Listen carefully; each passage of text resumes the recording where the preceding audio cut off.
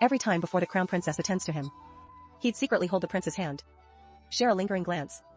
And just as the prince was left wanting more, he'd suddenly turn and walk away. Over time, the prince grew completely hooked on him. Today, unable to hold back any longer, the prince shoved him onto the princess's bed, unaware he'd fallen for a classic honey trap. See, he was actually a time traveler. Just recently, he was mocking the book, saying how unlucky the prince's servant was. Little did he know, he'd become that doomed soul. The princess seemed gentle and kind, but was actually ruthless and cruel. To avoid her husband while pregnant, she sent her servant to the prince's bed. Then, after the servant got pregnant, she killed him. So, to avoid that same tragic fate, he decided to seduce the prince on day one. I must also expose the princess's hypocrisy and climb to power by crushing those who hurt me. So, while attending to the prince, I initiated some subtle, lingering touches. Then, I looked up by accident, letting him see my lovely, delicate face. Yet, I acted timid and easily scared. The prince thought I was just a pretty shell, a dull beauty with no spark. Nothing compared to his own princess. But the next day, I gave him a surprise. I helped him get dressed myself. Every move I made was perfectly proper. Yet the air felt thick with tension. Clearly, the prince enjoyed my touch. But just then, the princess's loyal maid walked in to serve some tea. And though I hid behind the prince, I didn't stop my game. I reached out with my soft, fair hand, lightly grazing the prince's back, then tracing his trembling palm. The prince froze from the touch. I acted cool and praised the maid. That outfit suits you well today. Thank you for the compliment. Bear Girl was tired last night. Don't you wake her up. Let her get some more rest. Yes. She should rest up first. Desperate scheme. Once the princess woke up, the girl urged her to wear pink, claiming pink looked so sweet. She'd outshine all the others and capture the prince's heart. It played right into her hands. She had her maid change her. But the queen hates that color. Her mother-in-law flew into a rage. She made the princess kneel there all morning. When the princess limped back to her chambers, she took her anger out on the maid.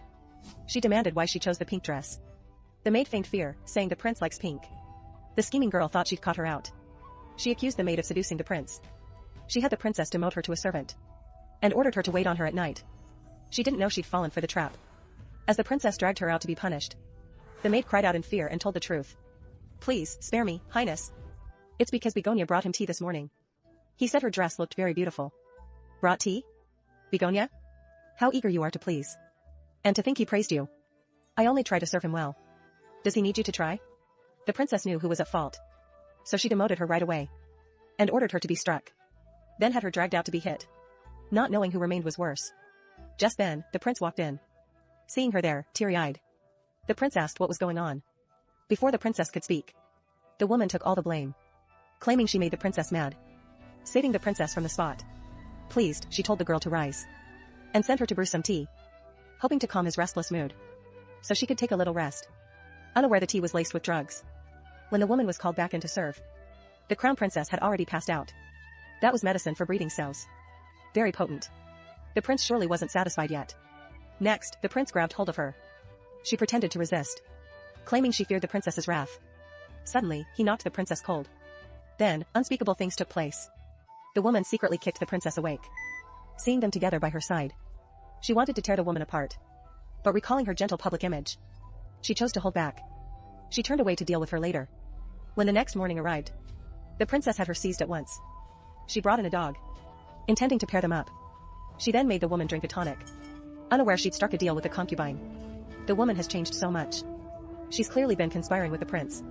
Must I fetch the prince to protect her? To think the prince fancies such a servant. That flower is lovelier than my own child. And he even complimented me. If I could only let the prince see the true face of the crown princess, wouldn't that give me the chance to take her place at last? Mở app Simi TV xem trọn bộ ngay.